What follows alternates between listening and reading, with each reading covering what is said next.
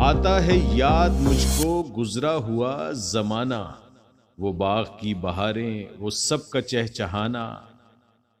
आजादियां कहाँ, वो अब अपने घोंसले की, अपनी खुशी से आना, अपनी खुशी से जाना।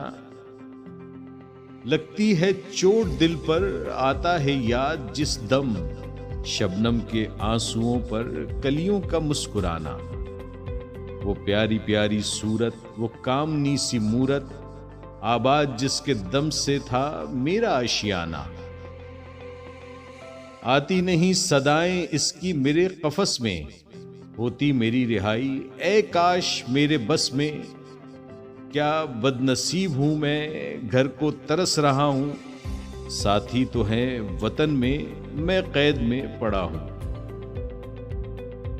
आई बहार कलियां फूलों की हंस रही है, मैं इस अंधेरे घर में किस्मत को रो रहा हूं।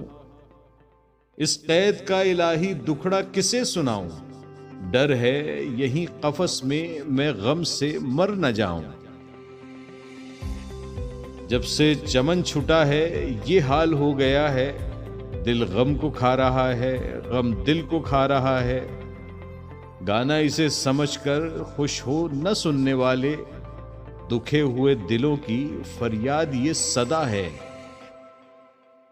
आजाद मुझको कर दे ओ कैद करने वाले, मैं बेज़बां हूं कैदी, तू छोड़ कर दुआ ले।